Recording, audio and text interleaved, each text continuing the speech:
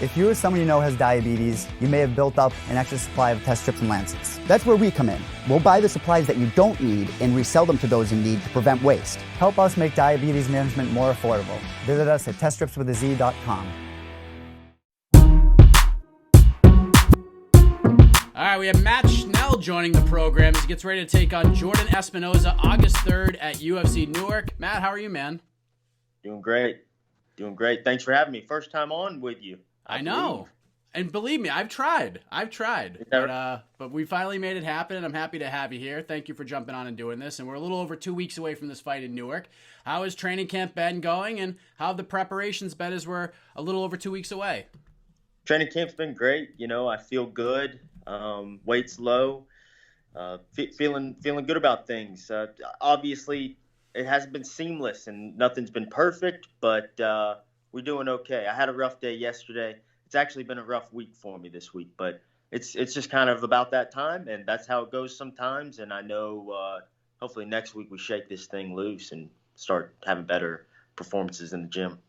When you say things have been going rough, what do you mean by that? Is it in terms of training, just kind of feeling off a little bit?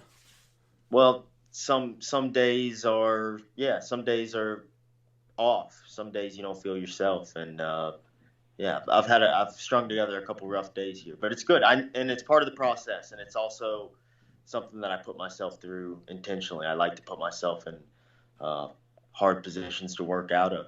I'm driving up to American Kickboxing Academy. That's why I had you call me a little bit earlier so I can make that drive. But so I appreciate that. Thank you. Oh, absolutely. And in terms of your fighting career, I mean, you picked up your first UFC finish in March over Louis Smolka.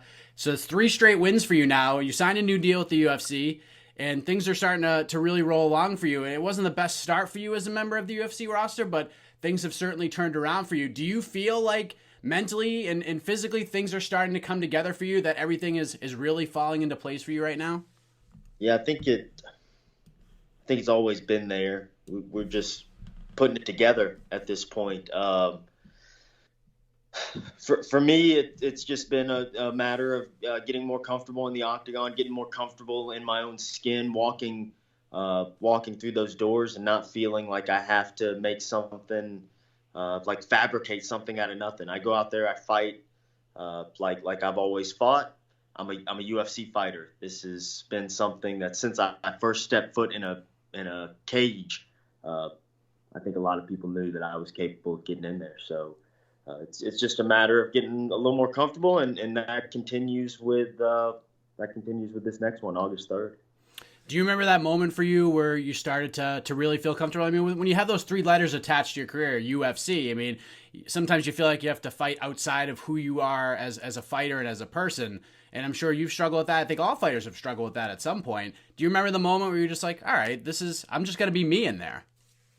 I had a conversation with my coach, Kieran Fitzgibbons, and I've actually talked about this quite a bit here lately. But yeah, he and it wasn't a long conversation. It was just kind of something that we said in passing, like in an exchange. And he just told me that I was the only person who didn't think I was good enough, and that everybody else thought that I was great. All I had to do was go out there and be me. And I really took that to heart, and I think I started putting it together. And yeah, it was tough early on. It was tough. Rob Font he's good, and then Hector Sandoval, that was a tough night. And when you stumble out of the block, sometimes it's hard to gain any type of momentum. But here we are, 3 wins in a row, and I plan on making it 4. And now you get Jordan Espinosa in a couple weeks in Newark. And I know Jordan was surprised when I asked him this the other day, but when you got the contract for this fight and you saw it was at 125 pounds, did you have to look at it again and say, is this right? Or did you feel like the division was starting to grow a fresh set of legs? Well, I had word that it was a possibility, heard it through the grapevine. So, but that being said, I think the week before they had told me that they were going to make me fight my deal out. So, at bantamweight too, that they wanted me to fight my deal out. They offered me a tough fight, and I was kind of mulling it over, and then this opportunity came. So, here we go. This tough fight too. Who do they offer you, if you don't mind me asking? I can't remember. One of the Contenders guys, long bantamweight. From this season? Not this season, no. Who did he? I think he maybe beat up. Man, I can't think of it. So many of those guys now. I'm usually pretty good at this too because I like these guys. I can't think of it right now though. All right. It's so funny. Tough fight. A tough fight though. They're all tough. So So doing me favors, but it was one that was like, man, freaking tough one. But yeah, I like tough fights. So Jordan said when I spoke with him earlier this week that he's pretty familiar with you. He said that you guys follow each other on Instagram, or he follows you, and he feels like in a variety of ways that your paths to this point have been pretty similar. And kind of hearing you talk about, your ups and downs, talk with your coach, trying to, I guess, not say find your love for the game, but kind of find your confidence for yourself as a UFC fighter. That's something he's experienced as well. So there's a lot of similarities there in terms of your careers, but he obviously has a lot of respect for you, has been following your career for quite some time. Has he been a guy that you've had your eye on that you've been paying attention to? yeah. But I first familiarized myself with him when he choked out Nick Urso because I knew who Nick Urso was. Had been in training like locker rooms with him before, and kind of was like, all right, this kid's a 25er, and so I saw he was going to be on the Contender Series. I tuned in, and Espinosa sparked him and had a great performance and really impressed me. And then fast forward the clock, he fights Riley Dutro, and I was like, okay, this guy's serious. And then he gets signed, fights Eric Shelton, a guy who I admire and respect, and got a decision win against him. So yeah, I know this kid and quite familiar, and I have become more familiar with him of late. And yeah, he's really good. I'm looking forward to it. I think it has all the makings for a fun one. I don't believe that you can step in there and the way that I fight, my style, there's going to be action for sure. I think I'll bring it out of him. So you're obviously in a pretty good spot on this card because you're going to be on the main card. You're fighting on Big ESPN, and there's certainly, at least for me, a lot of. What's that? Is that true? I just looked at it the other day and said you guys are on the main card. Huh? I looked at it the other day. I was on the Fight Pass prelims. What? Like, what? I don't even know if they do. I don't even know if they do Fight Pass prelims anymore. I think you're on the main card. Okay, that'd be nice. That'd be nice. That'd be a dream come true, and I think it would be good on the UFC to do such a thing too. Because are we trying to get this division started? Because I'm trying to get it started. Put me on the main card. Not that it. Either way, we could do it in the parking lot. I'm still going to go out there and scrap it, But it would be nice to be on the main card. All right, just so I'm clear, because I want to make sure I'm right. I'm going to look it up right now, but I thought I looked at it and said you were on the main card. But let me just double check and make sure. I don't want to get your hopes up. Okay, maybe I got your hopes up, but still, I think you're still going to be on ESPN, which is good. Okay. But whether or not you're on ESPN or ESPN Plus. I mean, I know with me, I remember coming home from school, watching the same episode of SportsCenter over and over again on ESPN. I remember all of that stuff. Does fighting on ESPN excite you at all, whether you're on it or the Plus?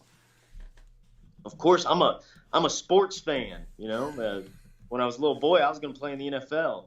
But unfortunately, I only grew to be 5'8", 125 pounds. So it wasn't necessarily in the cards. But yeah, I've been watching ESPN my whole life. It'd be a dream come true.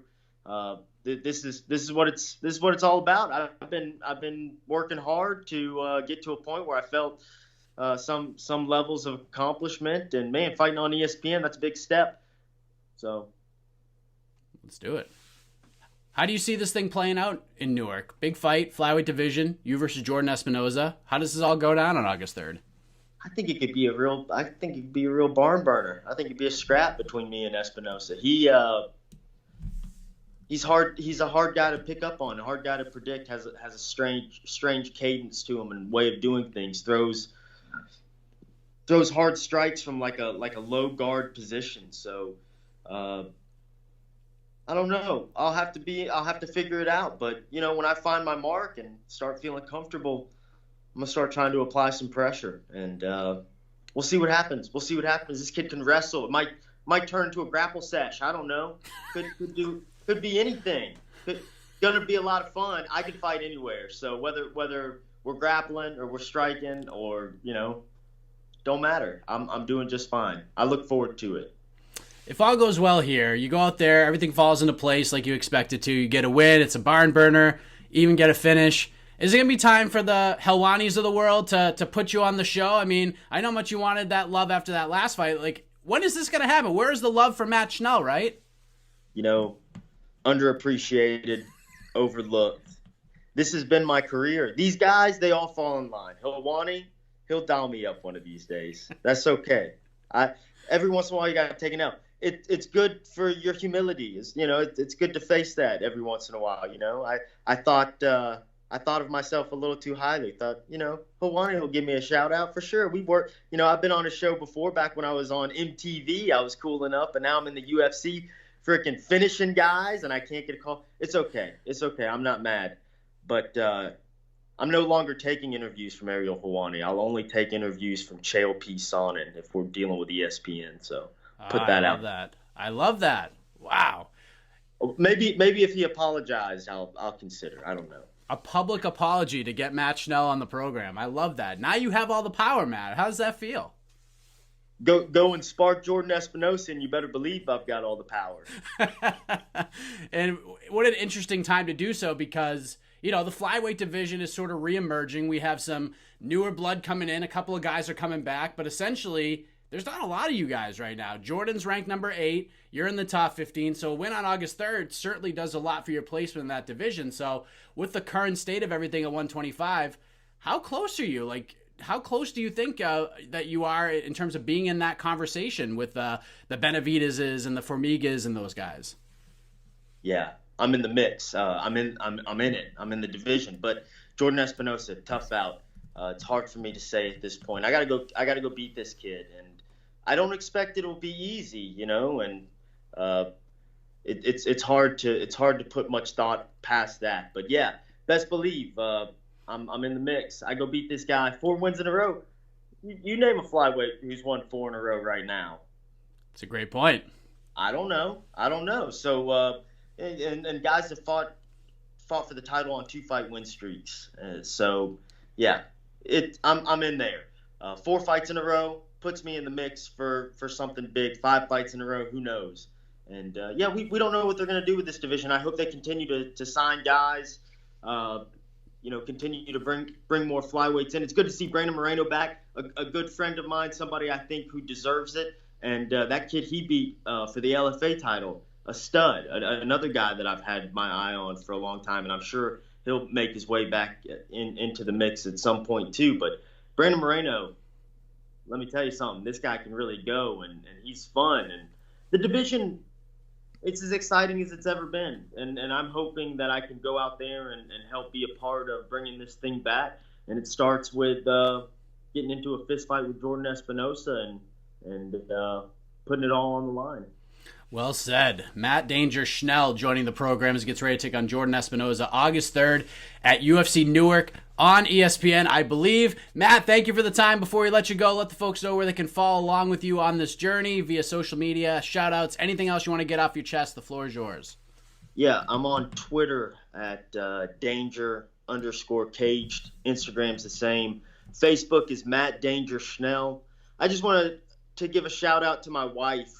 She's the best, and I love her, and I miss her all the time. And yeah, she's at home right now doing her thing and holding up her end of the bargain. And I'm out here trying to hold up my end of the bargain too. But I miss her all the time, and it's one of the hardest parts about doing this. So shout out to my wife. Good stuff, Matt. Thank you for the time. Great having you on for the first time, and all the best to you in Newark on August 3rd. Thank you.